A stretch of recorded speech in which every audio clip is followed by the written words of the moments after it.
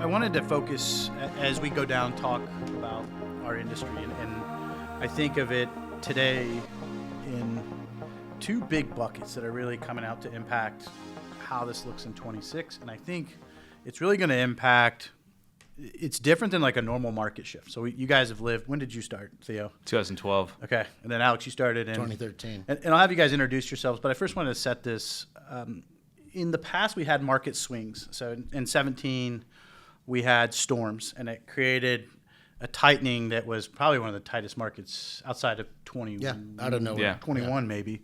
And then at the back half of 18, we had another flip back in the industrial kind of recession or tariff war that forced us back again in another direction. And so we've seen these shifts that go from 17 to 18, 18 to 19, where it goes tight to soft to tight. And then those could be driven by outside forces, which could have been a pandemic or storms, typically weather related. But then we saw some tariff wars. Now we're in kind of in a weird time in our industry. So I wanted to bring in and talk in two areas. First, the capacity side, the challenge to the carrier, how the capacity looks today in today's market, government force things that are coming in. And then on this second side of it, what we're seeing from a shipper side that our shippers are doing in today's marketplace and how their processes have changed and kind of how it's impacting supply, demand, et cetera. So first, I'll start with you, Alex. I guess kind of a quick background, when you got in the industry, and then major industries that you service, kind of size and scope of the supply chain that you guys manage, your team manages internally here at Spot. Yeah, absolutely. Alex Buening. I've been here since 2013. So just hit my 12-year mark. And since the beginning, I've really gravitated to the JIT packaging sector of the industry. It's what I grew to know. I was able to identify unique needs in that space and the need for a broker, and that's what we gravitated to. And the size and scope, how much size-wise do you guys manage a year? Oh, yeah.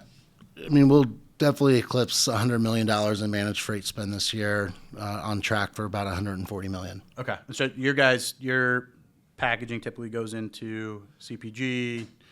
Straight into the production lines, to the fillers in the beverage instance, and the manufacturers on the food standpoint, yes. Okay. So you feel seasonality? Oh, yes, absolutely. The warmer months, summer months, we call it the 100 days of summer, from Memorial Day to Labor Day. That's definitely our peak period. Okay. Yeah. And then do you guys see if the economy's good versus the economy's bad, do you feel that in your supply chain? To an extent.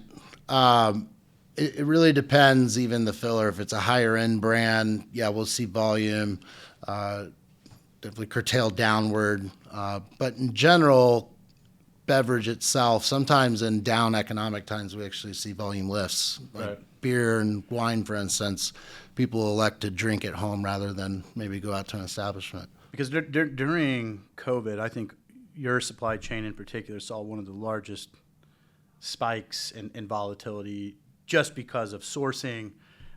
You couldn't drink out of the fountain anymore. Yeah. I'm glad you said that. I mean, COVID's a perfect example of that. When we went through that period in 2020 where we had the firm shutdown initially really broadly across most states, the supply, and I'm speaking on the standpoint of my customers, cans, bottles, things of that nature, I've never seen such an immense amount of freight being brought in internationally. Containers upon containers of aluminum cans, glass bottles, things of that nature. Theo, you've been here a long time. Yes, started in May 2012, right out of Indiana University. Go Hoosiers. Yeah. Of course. So, but I oversee major grocers, food production space, dairy products, processed cheese, yogurt. Also ship the packaging into those manufacturing plants as well. Okay. So think of some bottles, closures, yogurt cups. So kind of seeing the end to end from the packaging product to the plant to the grocery distribution center. So in a normal year, I ask the same question: seasonality. What time of the year do you guys typically feel pressure? Every holiday. So certainly going to see 4th of July. You're going to see Thanksgiving, Christmas. People are just naturally eating and drinking more. So they're going to go to the grocery store and buy 1.5 to 2 times what their normal spend is. So right now, we're in peak season. Memorial Day is another big one for us. Okay. And then what's the size and scope of your team, and what's that look like? Yes. Volume-wise? So we're roughly finish the year around $72 million in managed freight spend. Have a team of 6, including myself, that average tenure is about 6 years. It's been here for quite some time. Okay. And then drop trailer, what % of your guys' business is drop trailer contract?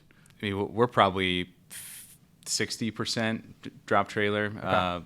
30, or probably 40% of that is drop reefer. Okay. And your majority contract? But majority contract, I think we just ran the numbers, 92% contract. Okay. So 90% of the freight that you run in the network is contracted usually on a 12-month 12-month Okay. annual cycle. All right. How about you guys? I'd say about 25% of our freight is drop, and that's due to the constraints of the industry I'm in. A lot of times there's sourcing changes, things of that nature. Cut that out. That was dumb.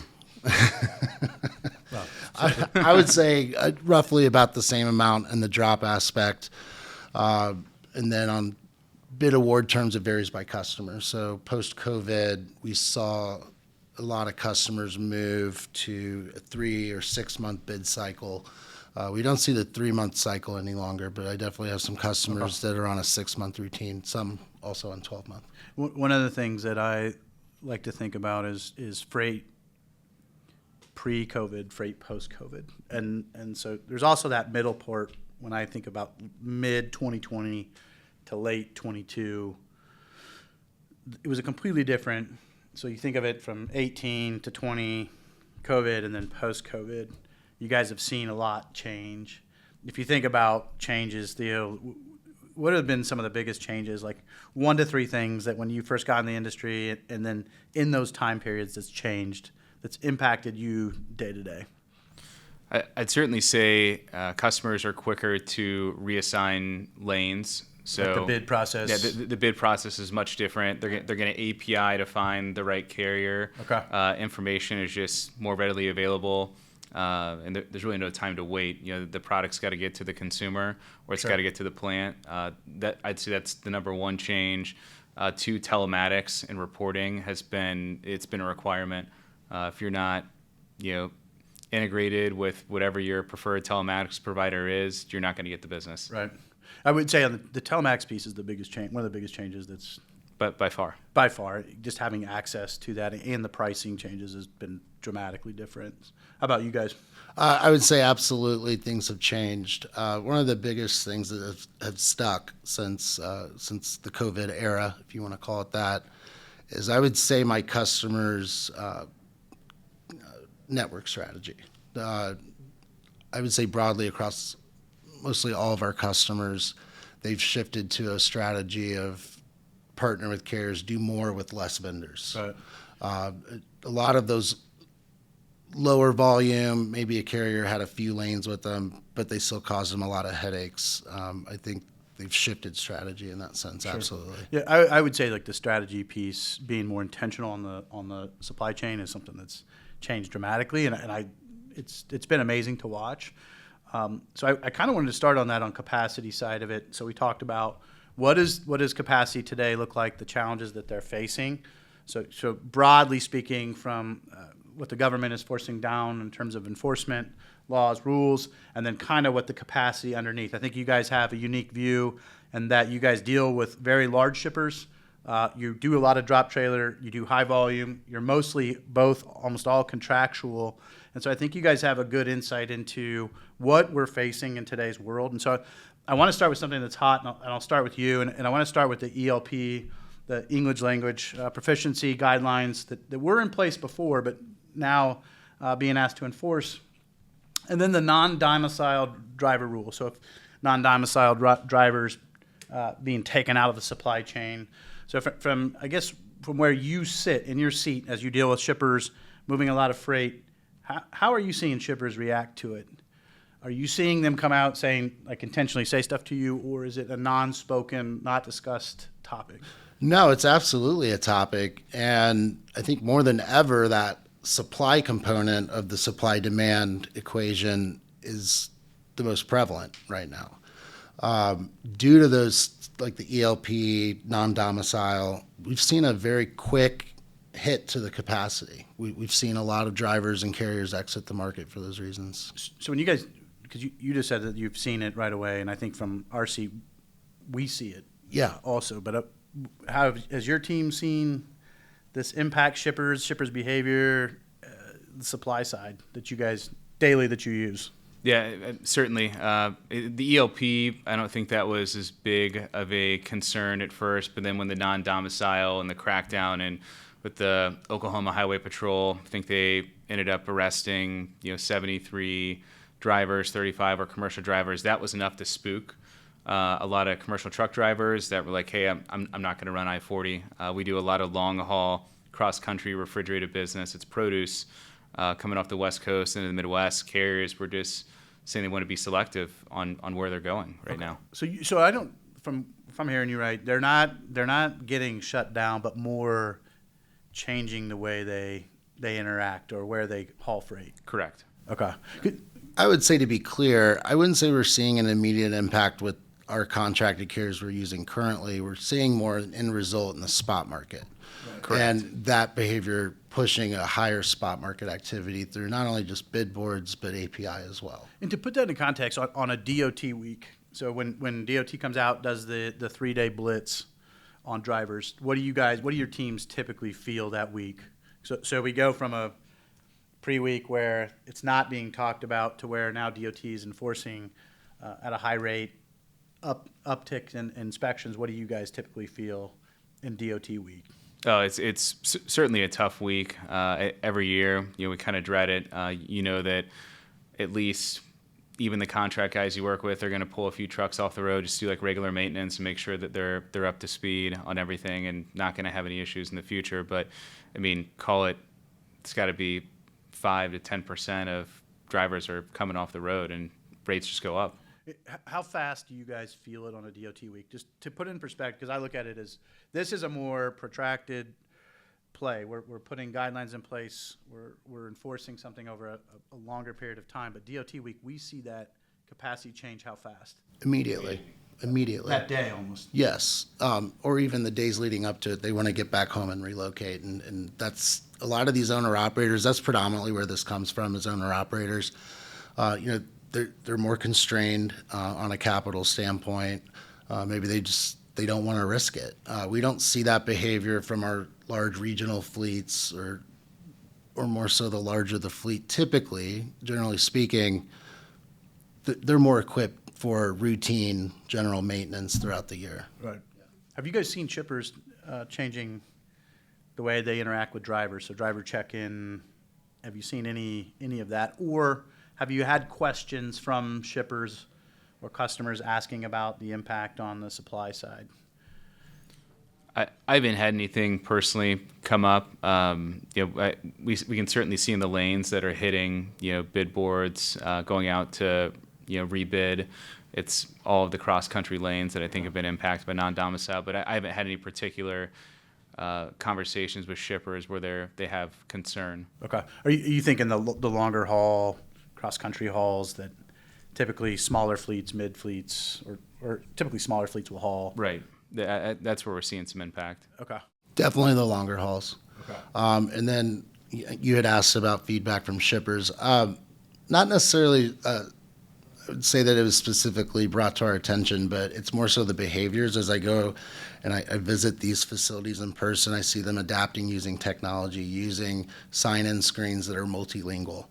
Right. And I have one shipper that's excellent at that because the reality is the trucker population largely consists of a large segment of foreign-born, non-native speaking English drivers. Yeah, and you see that in pockets too, and you can see it exasperated in parts of the country where they're more leveraged or used, and so in the supply chain, and they play an important part in making sure stuff moves. And I would agree. I don't think the ELP provision had really much impact at all. I mean, out of service really. Right. Such a small. It was mostly buzz. It was a lot of talk and hasn't really changed that much. One of the things that I look at post-COVID has been the change in the capacity that we use and the morphing of the carrier base. If you think about of all the trucking companies that serviced us post-COVID, you saw drivers leaving what I think are larger mid-fleets to start or operate their own fleets. Have you guys had, from your team's perspective, dealing day-to-day with carrier base, have you guys noticed much of a change? And has that post 23 and this year and last year, have we seen much of a change in that carrier base at all in terms of size? Absolutely. Absolutely. And our larger fleets that we use, that was something they were struggling with. Just to briefly unpack that, during COVID when prices were taking all-time highs that we've never even really thought were realistic within the near term, these drivers go to truck stops. They talk to each other. Now there's more resources online to just put it into Google and see what the freight rates are paying. And I think you had a lot of company drivers, maybe making 65, 70 cents a mile, and they're talking to owner operators at these truck stops in 21 and 22.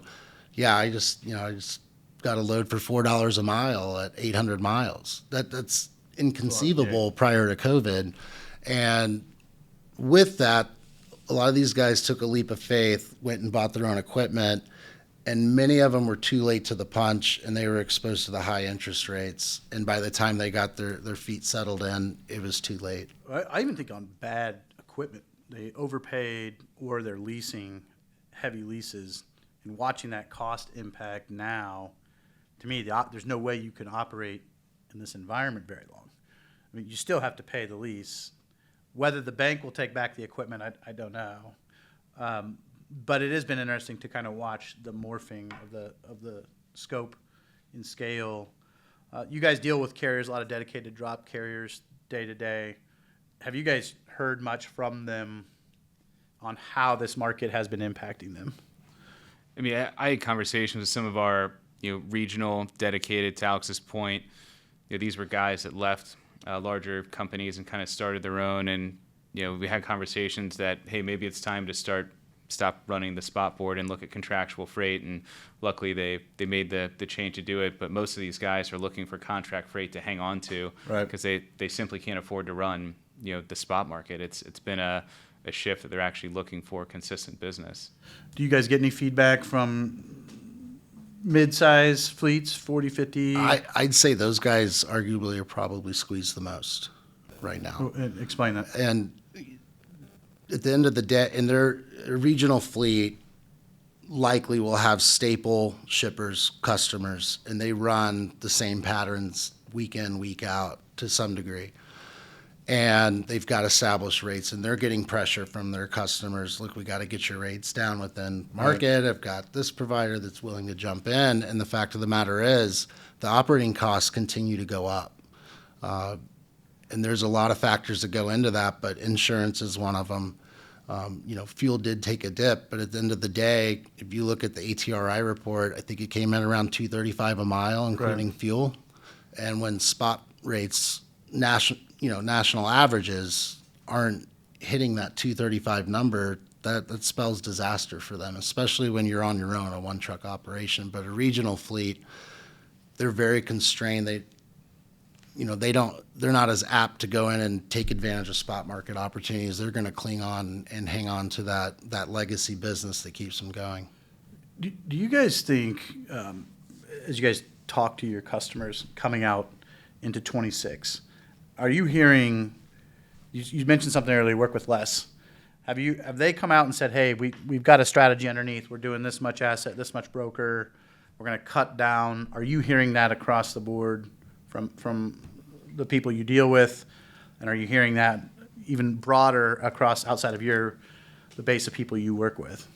Absolutely. So I would say the customers that my team works with, every one of them has reduced their broker size, also reduced their asset size, and they just, as you mentioned, they want to do less with more. Prospects that we're reaching out to, that places we pick up and deliver to, they're all kind of in the same boat. They're not really willing to make any changes in the network unless it's a specific fit that they really need someone to fill that gap. Right. Have you seen, when you look at depth, routing guide depth. So in the past, it used to be a straight waterfall. You could have up to 10, maybe some people had even had 20. I feel like I've seen more people go to either a primary, straight to API, or they're doing primary, secondary, and really taking away what I call SRG freight, standard routing guide freight acceptance, taking away backup acceptance. Have you seen different strategies here of cutting out people, removing requirements on accepting backup rates? What are you guys seeing from that side? I'll start with you. I'd say broadly, there's been a large shift to we're going to focus on the primaries and they're going to take everything. Now, you could have a ratio split to where, hey, every 3 loads, 33% of the lanes awarded to you. But with the TMSs these days, you can gear them to do that and do it fairly and truly randomize every 3rd load you're going to get. Because to your point, I think a lot of shippers have recognized that the traditional legacy waterfall is highly ineffective. When you have a waterfall that goes 5 or more carriers, you're going to get those players at the bottom that say, hey, I quoted this to see this primary throughout the year, not outbound Atlanta, Georgia in July. But I felt like back in the day, you'd budget, you'd have 5 deep, 6 deep, and the backup would take it. You'd get up to almost 90-some% of the time they would accept it. 70-some% primary would, and then you'd get 18 to 20% on the backup, and then the balance would make up the rest. And then you would go to spot market. It would be rejected and move down.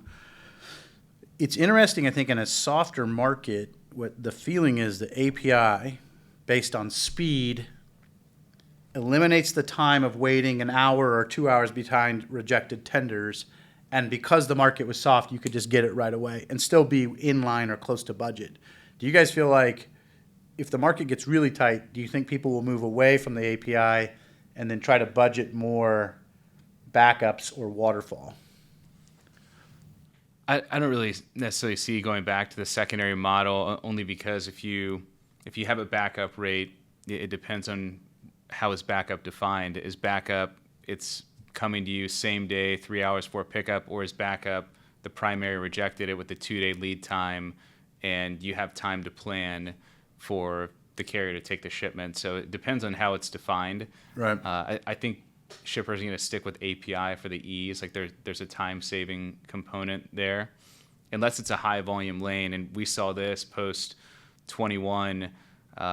If you had a lane that moved 50 times a week from, I'll say, Indianapolis to Columbus, Ohio, rather than having a primary and a secondary, many of our customers said, okay, well, let's split this 3 ways. We'll give it to 2 assets that get an allotment each day, and then the broker will take the rest of the volume. And that way it's like we're not spread too thin. We're splitting it amongst 3 providers, and you essentially should have no spot market freight, right, or true secondary. It's a split primary is what they call it. Or they'll have 1 routing guide deep if it's call it 5 loads a week. If it's rejected, it goes directly to the bid board or API. Right. Do you guys see, because I look at this, I hear a lot, the pare down process. So we're going to less providers, and we're gonna work to make sure the supply chain has a healthy dose of broker and asset. And since I started in the industry way back and started on the asset side and then moved over to here, there's still some basic principles in transportation that consistency matters. So how often the freight moves, how dense it is, moves, it helps fleets operate more efficiently. The role of a 3PL and broker has really changed a lot. I mean, it's a very important part of the supply chain. It helps facilitate where in certain mileage bands or bid strategies comes in and makes sure primary acceptance or acceptance stays consistent, because spot market, it does have a real true cost to it. Having said that, I've seen changing in fleet costs post-COVID, meaning I look at owner-operators, small fleets, 2 to 10, 2 to 20, and then that mid-size fleet, that 50 to 300 trucks, 400 trucks, and then you have your large and extra large fleets. It's been interesting to watch that middle fleet size. You talked about it earlier. What do you think is the biggest challenge for fleets that fall into that make up a decent chunk of the carrier population? What do you think is going to be their challenges that they're seeing cost most? Is it insurance? Is it tech adoption? Technology. Yeah. In what way? I'm speaking very generally here, but a fleet like that does not have a robust IT department or even on-hand software folks. But as we move into this API era of using AI and automating the tender process and automating the spot bidding process, I can see those fleets or that category of fleets lagging significantly behind. Yeah. Well, I wonder too, As well though, as small fleets. like tech cost gets higher. What about insurance? Do you hear much on the insurance side from fleets that you guys deal with in terms of types of freight they'll haul, the cost theft, everything else that's impacting them? Yeah, I mean, if you look at it, insurance is up 40% over the past decade. I certainly hear it in conversations with carriers, at least on a monthly basis, that their expenses continue to rise while, week 45 average for van and, reefer spot rates is, van's down 1% from average of the decade, reefers just 3% above. Right. So getting a lot of pushback on that and, negotiating freight rates. So it's certainly an area of concern for them. Yeah, I think hiring too is critical, and that it's gotten more expensive. And so, if you think about provisions set down, does that impact their cost? How can they recruit? When you look at large and extra large fleets, they have recruiting departments, they have tech IT departments, they have pricing departments, they have things in play to let them operate more efficiently. But if you think about the carrier population, I think it's very interesting. Like 4% of the fleets, registered fleets, make up 75% of the driver population, somewhere in there, and I'm just kind of giving round numbers. But that 96%, the 20 trucks or less that makes up 25%, you take that out, there's a serious impact to the supply chain. And it's cost to me in today's world is one of the most amazing things. Do you guys, when you think about cost, do you see supply chains, shippers that you deal with, taking a subset of the supply chain? So whether it's high volume lanes, shorter mile lanes, and really working with the same providers. So renewing them faster in the bid process, really looking at the market, saying we're going to renew these rates, we're not going to cut you, but then there's a subset of the supply chain, 25% of the lanes where they're saying, yeah, we're going to go out to market, we're going to test market constantly, and we're going to look at new providers. Do you guys see from people you deal with, they're renewing a chunk, the main chunk, faster? Oh, absolutely. And that kind of trails back to what we were just speaking on the API. I was just having dinner with a customer, and he had an interesting outlook on API. He views API and wants to utilize it as an exclusive club, and you have to earn your right in there and perform at the highest levels amongst all of the carrier peers within the network, and with that is the reward to participate. And his view of it, or his idea, was 3 or 4 carriers. Yeah. And that's it. And you have to take it, you have to execute it on the API, and for reasons not on necessarily cost savings, but with the goal of taking the human element out of tendering freight. Right. There's concern of speed, playing favorites, because maybe a certain carrier sends you a nice Christmas gift, things of that nature. It's you earn the right, you perform, and we're keeping the pool very small on API. And with that, a lot of the tail freight, the small volume, the inconsistent stuff automatically flows to that. Right. To me, it's interesting as we wrap up the capacity side of this. Like if you think about the headwinds coming, we talked about the spot market cost. I do think that longer haul freight is more in the spot market today than it was before, meaning they contracted more and they've taken that away. So the average cost on those is much lower than what short haul freight would be. So that cost per mile, I think, goes down. The amount of freight that gets hit to the spot market has changed dramatically. But I think cost is an important piece of this. If you look at that medium small, if they get squeezed out, which we could see a tightening similar to we did in 18 and 19, you're going to see the market shift or move faster today, because you brought something up. I think part of telematics is information sharing. People see stuff faster. Large fleets will park faster. Small fleets will get out of the thing faster. And you see a lot of this loss lead strategy playing out. RFPs could become a problem. So it leads me into the shipper side. And I want to think of this from a strategy. So what is the strategy? What are things that people are doing? And so you guys see it day to day. I want to start with you. how have you seen mini bids? A word that really, like, when I was coming up in the early 2000s, there was not, the term mini bid really never came about. So I'm curious, is when did you first hear mini bid, and then how is that being used today? Really saw it, probably call it 2 years ago. I think it was an opportunity for shippers to renegotiate with vendors, freight terms. Do you think that was born out of failures from the carrier base, broker base? So I would certainly say that it was born out of failures, but I think as freight rates declined, it also gave them an opportunity to negotiate with the vendors. I mean, we're seeing 1 to 2 a week across our customer base of reassigning lanes due to carrier failure. And I think what's happening is, as freight volumes have declined, carriers, so brokers and assets both, have bid contract freight at probably low single-digit margin, and as capacity tightens, they're not able to service it as they promise year-round.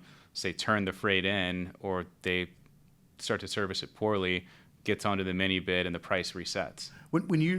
When shippers do mini bids, are you seeing common KPIs? So I look at it as, like, you could have cost versus budget, either escalated one way, primary tender acceptance, OTP, OTD. Are there a common subset of KPIs that force a lane into a mini bid process?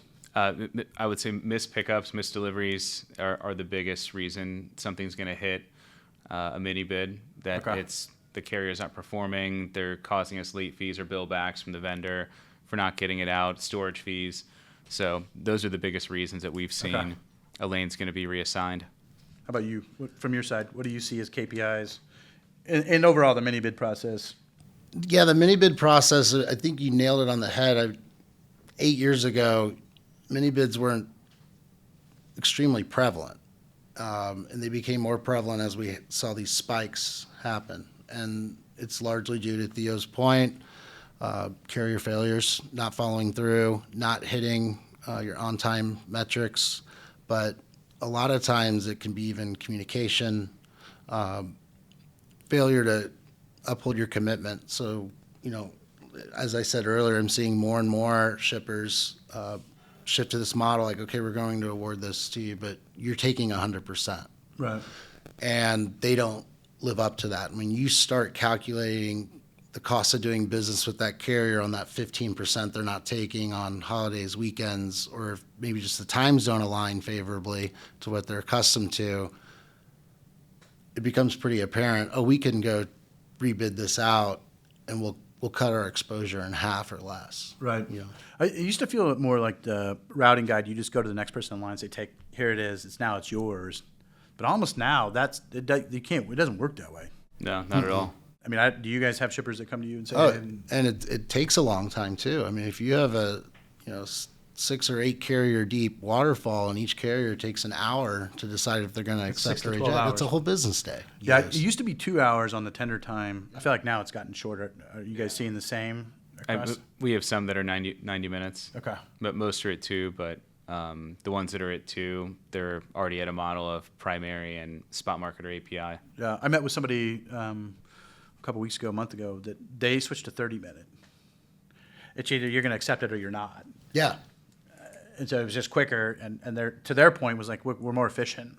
We're not waiting, and we buy better further in advance. Right, makes sense. Which is way different than what it used to be. It was 2 hours per, and you usually get almost 90-some people accepted within the routing guide. But today, if there's only 1 or 2, it doesn't really matter.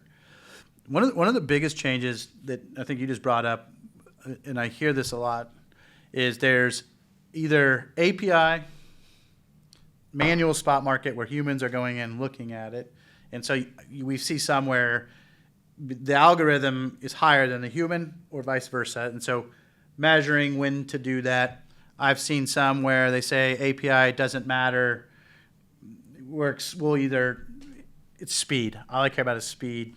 And then you see contract with fewer people, exclusive contract club. We're hearing some that say, hey, I'm going to go exclusive API club. We see some that have exclusive manual quote clubs where they do out-of-orbit shipping, project freight moves in that direction. But these terminologies, like when the processes or strategies didn't exist pre-COVID.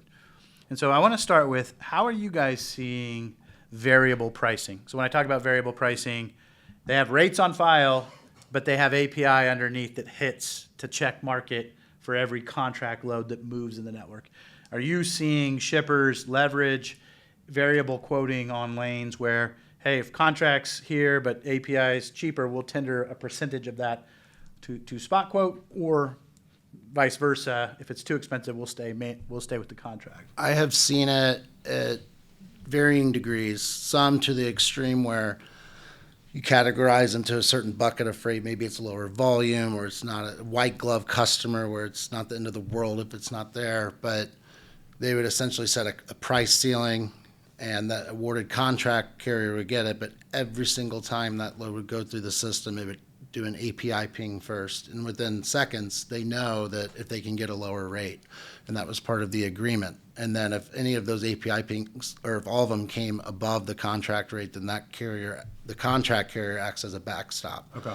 But the contract would get a piece of the lane, their agreed upon volume. Not with that instance, but where I do see it today, because to our earlier point, shippers, this is a common theme the last few years, is to be strategic with their vendors, do more with less providers. So they don't maybe want to get too cute and fancy with that stuff, but they do want to take advantage of the API pricing, because it's not only the speed and the cost advantage, maybe if the market's weaker, but it gives them some insight on what the loads are moving for at that very moment.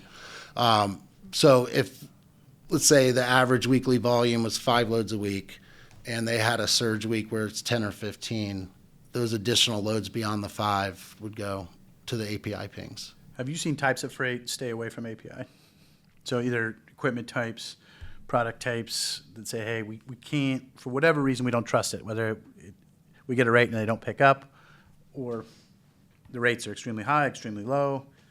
Yeah, I mean, we do a lot of produce. Produce is never seen it on API. There's certain volatile regions. You think of right now, Idaho, Oregon, Washington, none of that's going to go to API because you go to a trusted provider that's familiar with the region. I don't have any customers, as Alex mentioned, like on the variable tendering process. It's, they have a routing guide, or they go to a spot market or a trusted provider. And customers we work with, the ones that are on API, it is treated, like Alex mentioned earlier, like an exclusive club. You're going to get 2 to 3 providers in it at the most, and you're expected to take it. But produce, high value shipments, think of like nuts, none of that's ever going to be on there. Yeah, it's kind of interesting. The more I hear people when they put you on API, the first conversation is service matters. You better pick the load up, because I mean, when it first came out, everybody thought, well, API is cheaper. It's really not. No, It's kind of the Wild West at the beginning. Wild West, Yeah. But a lot of people would do it, but not pick up the load. Or just immediately say, never mind, I can't do it. And We it's had a just lot a wasted. I mean, a lot of them came to us and said, look, if you're doing API, we don't want it first, even though we were connected, whether they were using a TMS.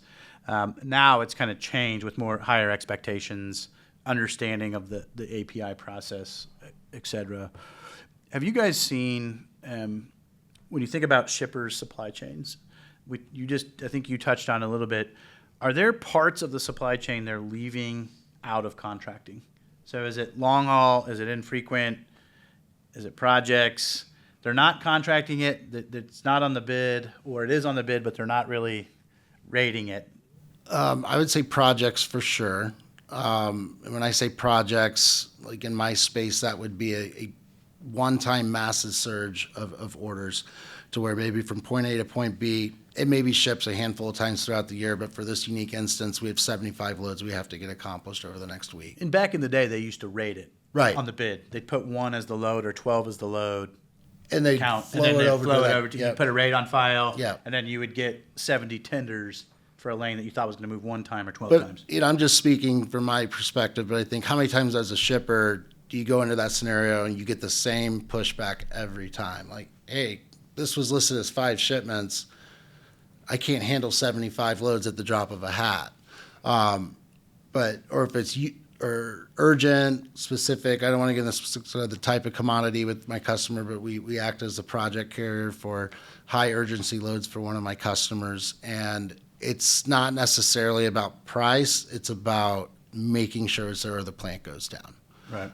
When you get into that territory, you have to have a trusted provider. This isn't run-of-the-mill freight. This is team loads, dozens of them, and they got to get moving. Special requirements. Correct. You see higher failure rates, like for us, low lead time, equipment needs, visibility needs, that become very demanding. Yes. How do you think OTIF, when you think about OTIF back in COVID, supply, a lot of times the shippers, it was more important to get the product on the shelf than it was to be in full, just because of manufacturing, raw materials, et cetera.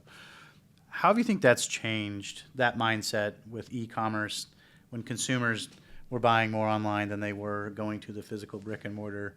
How's that impacted supply chains that you see? I mean, if I look at it, people are obviously in store shopping. I mean, you have people that are getting grocery delivery, but we have orders that, our shippers will push out a day or two to make sure that it's in full. Right. It's not worth it. They're really watching that trailer is going to be cubed out and it's all that product's going to get there because, they can wait a day and it'll be fulfilled. They've got enough inventory, so they're managing that a little bit better. So the store shelves aren't going to go empty, which is a good thing. So they have that flexibility where they can sit, another day or two and wait for another 300 cases to come through. Yeah, it was interesting during COVID, though, that the chargebacks became something that was way more prevalent. When we first, that, you had a couple that really charged back, but post that, it got out of control. I mean, the chargeback levels, even today, it's crazy. And so it's been interesting to watch how shippers look at that and how they treat those lanes, how they do contract certain what we call white glove receivers that didn't exist before. So one of the things that I see a lot of is lane turnover or carrier turnover. So if you have a provider that's on a lane and they've done a good job, they've met the KPIs, but they got undercut on bids, then you see a lot of turnover in lanes. Have you guys seen shippers less apt to take a turnover, so a lower rate comes in, but they've had a provider that's been there for a long time, asset or broker? Are you seeing them on certain lanes or certain parts of the supply chains not take that rate, get kind of a market test, but not go down and do turnover, which can become very costly? Yeah, I would say for us, some of the higher volume lanes that are out of volatile regions, where you have to hit delivery every time, there's no room for failure. Those have been lanes that we've kept, and customers of ours that have carriers that have kind of like a niche in their market, those have remained with those providers. It's just not worth switching and blowing up, because someone's budget over a few $1,000s in savings. Right. I think the cost of carrier, sometimes if you get the wrong change, the cost in that is expensive, especially if you ruin that network, that carrier network underneath. Like the drivers had planned for it. They knew the shipper, they knew the receiver. They had a cost in line that worked with that. When you take them out for a month or two, it's kind of hard to put it back together. Right.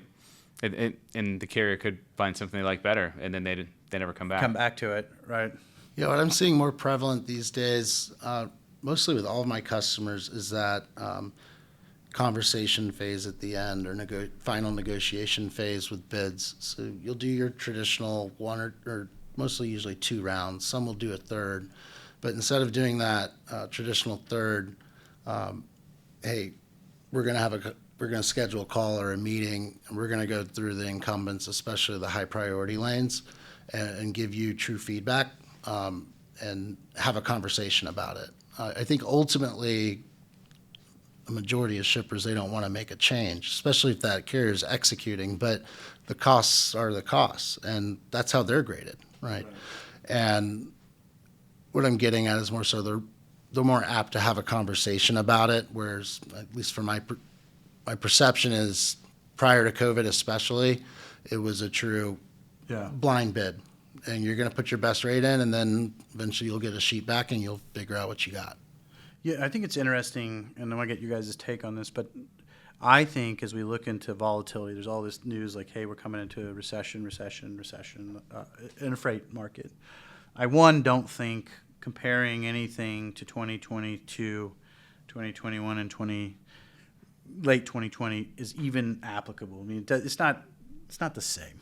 And so Is it a recession? I think it's a reset. I think we're in line with 19 more. Will tariffs have an impact? I mean, you would think so, but it's been weird. We haven't seen that. Will we see it later? There's a high likelihood. Maybe it just took longer to check in or to catch up. But carrier supply has been way different. But I think shippers are more insulated from market swings due to their API mini bid strategy, meaning a bulk of the supply chain is preset. It's not gonna move that great. They already know what the market is. They have people in line. Now you could see on the longer haul, infrequent stuff, price escalation very high, but most of them have really tried to protect themselves that way. Do you guys see that playing out where majority of the supply chain, they keep a tight knit group lower? They're not spot marketing it. They're giving more to less. Do you see that keeping, if we get into a real tight period like we did 18 to 19, do you see that being less spot market activity, or what do you think is going to happen? It's really tough to answer. It's a loaded question. Yeah. But everybody wants to know. I mean, it is different. I mean, I have an initial response, not to cut you off, Theo, but and we also want this, but I think mutually it's good to have a healthy leverage with each other at the size and how you play into the scope of their operations and their overall freight activity. When things tighten up, especially these brief blips on the radar, a carrier that's doing 10, 15, 20% of your freight spend is heavily invested in not rattling the cage and seeing it through because there's so much on the line. When you're going to numerous small providers and they've got maybe a dozen lanes with you, to them it's like, what's the loss really? I'm losing on the freight. So Yeah.